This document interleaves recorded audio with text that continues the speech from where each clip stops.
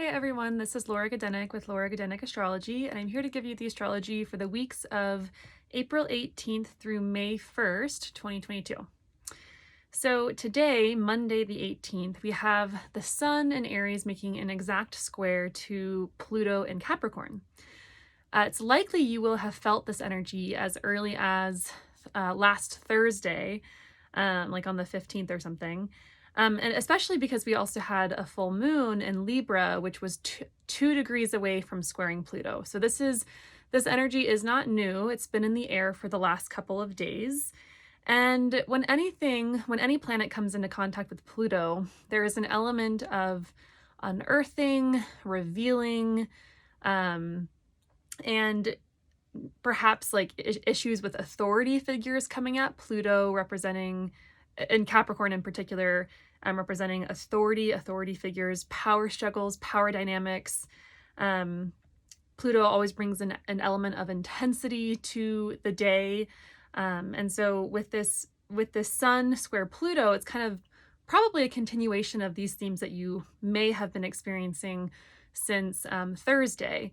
And it might also relate to the houses that have Aries and Capricorn on the cusp. So for instance, if you have Aries on the 11th house cusp of friends, it might be a conflict or a power struggle that you come up against with a friend. 11th house is the house of friends, or perhaps in an organization you're a part of. 11th house is the house of organizations. So that's an example of how this energy might be showing up. Meanwhile, we're still very much so in the throes of the Jupiter-Neptune conjunction, and still will be for a while. Neptune is the dream, the vision, what we aspire for, what we glamorize, or what we idealize. And so if we apply these characteristics to Jupiter, this might be, glamorizing a belief. Jupiter is our beliefs. Jupiter is also hope, glamorizing what we hope for, what we idealize. Things can get a little foggy or confusing with Neptune in the mix. So it might even be that you're confused or things aren't very clear surrounding what you believe, and probably more likely the topics that Jupiter rules for you personally in your chart. So that would be the house that has Pisces on the cusp where this is happening, as well as the house that has Sagittarius on the cusp.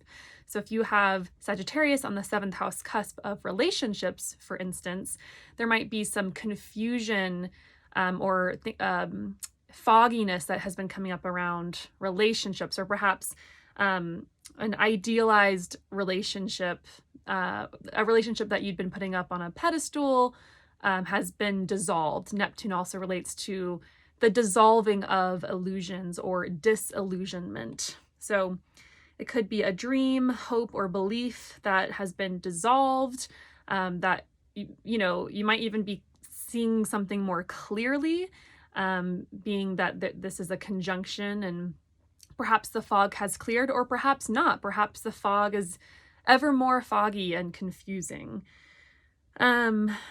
That could be that there's a reunion happening of some kind. Neptune relates to oneness, the sense of oneness, especially in the sign of Pisces. Something coming together, something being reunited through forgiveness, redemption, coming through in some way, compassion, reunion through maybe some of those themes of forgiveness and compassion. There could also be a sense of loss. Neptune relates to loss and grief. So loss and grief around, once again, Jupiter-ruled houses. Loss, grief, and confusion. But also, for some of you, it might be a feeling as though a dream has come true, or just a feeling of hope and faith restored, and where you're headed, where you're going with regards to what you believe to be true and good. Definitely, this is a time of healing. Pisces is for sure one of the signs that has to do with healing, and there might be a lot of emotions getting stirred up and a lot of perhaps release of emotions. Pisces is a water sign. Water signs always have to do with the getting in touch with emotions. Okay, so on the same day, we have Mercury and Taurus sextiling. Well, we had Mercury and Taurus sextiling Venus yesterday, and today we have Venus and Pisces sextiling Uranus. Meanwhile, Mercury just conjoined Uranus yesterday. So it's kind of like, think about it this way. Mercury and Uranus are together in Taurus, which indicates illumination of the mind, or a change of ideas, a change of mind, like doing a 180, having insights, having ideas, having flashes of inspiration or awareness come through. And so with Venus in the mix, Venus sextiling these two, this could entail having sweet, connective conversations with someone, receiving a sweet message or a piece of good news that might be somewhat surprising. Definitely an element of surprise. Once again, a change of mind that feels relieving or good or positive. That Venus is a benefic, so she brings positive things, especially in her exalted sign of Pisces. Venus represents relationships, so changes in relationships that give more freedom. Uranus, that feel more easy, or that is smooth, or the transition of relationships there's a smooth element there. This is a good aspect for writing and communications in general. Definitely watch out for insights and ideas. Okay, Tuesday the 19th, the sun heads into the sign of Taurus, highlighting the part of your chart that has Taurus on the cusp. Okay, the other thing I'm gonna say about this is, now that the sun is moving into Taurus, we are nearing eclipse season again. So we're going to have an eclipse in Taurus on April 30th. I will cover that in a few minutes later on, but just know that Tuesday the 19th, the sun heads into Taurus. Okay, Sunday the 24th, Mercury in Taurus squares Saturn in Aquarius. Meanwhile, Mercury also sextiles Neptune in Pisces. This is like very opposite energies, so to speak. Saturn is about discipline, rules, limitations, rigidity. You have to get this done. Whereas Neptune is very much so like, go with the flow, go with what you feel, relax, take the day off. So in my experience, when an aspect is happening like this, where it's like these two very opposite archetypes are coming into play, it's important to make room for both, right? So Mercury and Neptune make room for your mind to wander, make room for yourself to get lost, to relax, to get lost in flow of some kind. It's a good day for meditation, for reading, for movies, allowing the mind to escape in some way, hopefully in a healthy way. Simultaneously, Mercury is squaring Saturn. Saturn, once again, responsibility, diligence, duty. So it might be that you really want to let go and escape and daydream and have a spiritual experience, yet reality kicks in and you have to get something done. So this indicates having challenging mental tasks, perhaps a difficult conversation, receiving harsh feedback, perchance, challenging news. Definitely take care of your mental health on this day, and whatever coping skills you have for that. There could be some limitations that are felt to the Mercury ruled houses in your chart. So those are the houses that have Virgo and Gemini on the house cusp. I know I'll be working on a paper that weekend, and I am so over school right now. All of this like Piscean energy is just making me want to drift away on a cloud. So I know that'll be tough for me. So yeah, make time for both. Tuesday the 26th, we have Mercury and Taurus sextiling Jupiter. So this is a very expansive mindset aspect. There's possibility for having expansive ideas, conversations, thoughts. There's a sense of optimism and hope in the air, very different from that Mercury square Saturn. So this might feel kind of like a time of renewal and hope. Wednesday the 27th, Venus conjoins Neptune. So, Tuesday and Wednesday feel very expansive and opening and relieving in a way. So Venus is exalted in the sign of Pisces, where she will be conjoining with Neptune. And remember, Neptune represents ideals, visions, what we glamorize, what we yearn for, and often what we put up on a pedestal. So there are positives and negatives to Neptune. This could be delusions in love, Venus representing love and relationships, seeing someone in rose-colored glasses. It could also indicate forgiveness in a relationship, compassion in relationships. There is the possibility for that sense of oneness, and that it's a very romantic aspect, that sense of oneness and connection and feeling like you're on cloud 9 in love. Definitely spend time with your loved ones if you can. Go on a romantic date. It's perfect for that. Get lost in a sea of love if you can. But also be open to the possibility of having some grief pour through and needing to process some emotions around love and relationships. And of course, Venus also represents beauty and glamour and fun and pleasure. And so if you can, it's a really good day to set aside for some self-care, and so whatever that might be for you, whatever you indulge in to have fun. And once again, hopefully it's healthy fun and not necessarily, like Neptune can indicate altered states of consciousness that don't come from things like meditation and breath work, right? It can come from like drugs and alcohol and things like of that nature. So we have to be careful about how we utilize the energy. Okay, Thursday the 28th, we have Mercury trining Pluto, Mercury and Taurus trining Pluto. This is definitely a time to investigate, write, research, dig up. Perhaps you might have some insights of your own psyche. Things might become less confusing at this time and more clear. There could be some deep, heartfelt conversations, getting to the root of something, etc. And once again, it could have to do with the houses that have Taurus on the cusp and Capricorn on the cusp, since that is where the aspect is happening.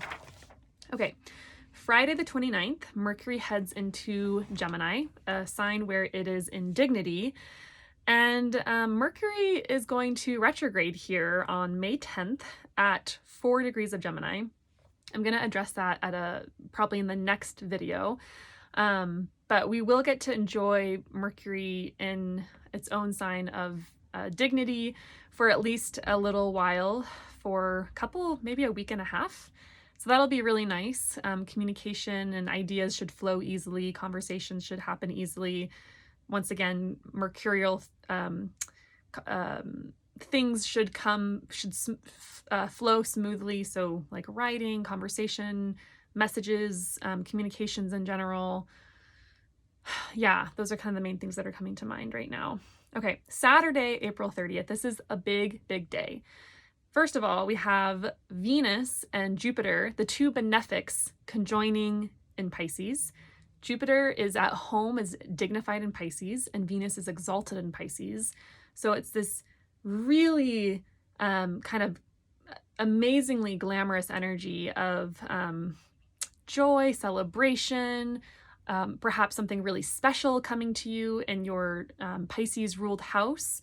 An opportunity coming your way, idealized love, except for this time Neptune is kind of out of the mix. It's a couple degrees behind, so there won't be as much confusion or fogginess or things not being clear. It should feel overall just really good and celebratory and joyous. And once again, if you have personal planets at or around 27 degrees of Pisces, or the other water signs, Cancer or Scorpio, this is going to be a boost, something really good coming your way.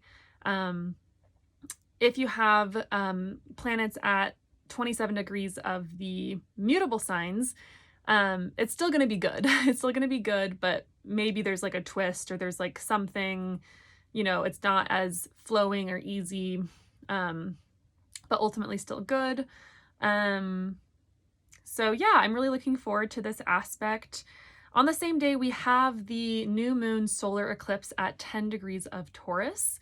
So Venus rules this eclipse because Venus rules Taurus, and Venus is exalted in Pisces and conjoined to Jupiter. So this feels like very big, expansive energy. This feels like major changes coming our way that are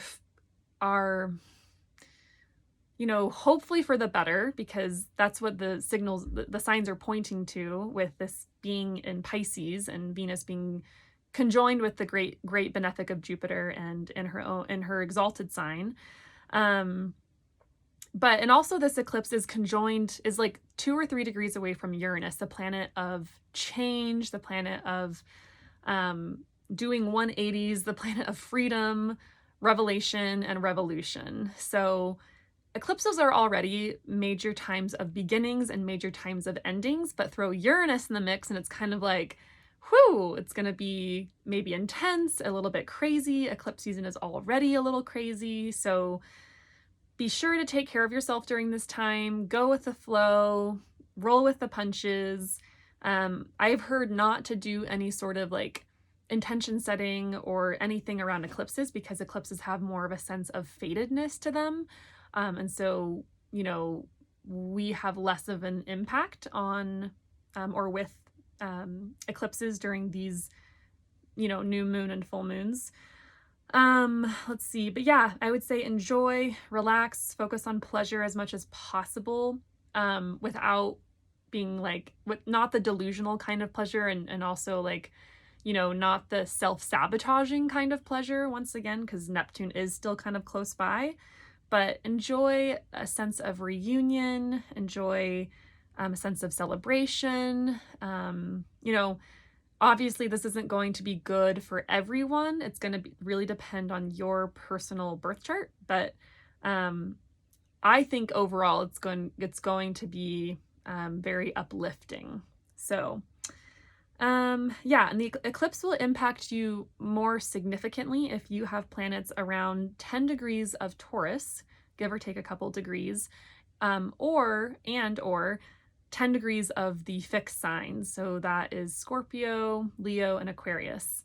And once again, if you have planets at or around 27 degrees of the water signs, this will be probably overall good, because that's where the Venus-Jupiter conjunction is happening, and or if you have 27 degrees, planets at 27 degrees of the mutable signs, Virgo, Gemini, Sagittarius, Pisces, it should also be, in the end, good and positive and uplifting.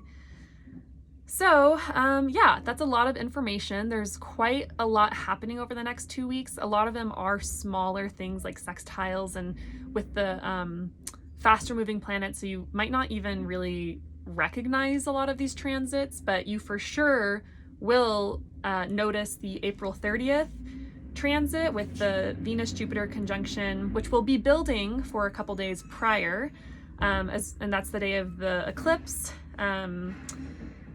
Wednesday the 27th, the Venus-Neptune conjunction's pretty big. You'll feel that really strongly. I would say the Mercury square Saturn aspect on Sunday the 24th is a big aspect to watch out for.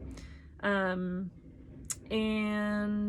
yeah, I would say like today, the Sun square Pluto aspect also, don't be afraid to dig into those heavy, deep, transformational situations and conversations, and I hope everything will be okay in the end. So that is it for the next couple of weeks. There's a lot going on, and there's a lot of nuance as to how this may play out in your personal life, depending on how the planets are hitting your personal birth chart. So please reach out to me if you'd like to schedule a reading. I would be happy to see how this lands for you. Otherwise, I hope you have a wonderful couple of weeks, and I'll be back in 2 weeks for another astrological update. Take care.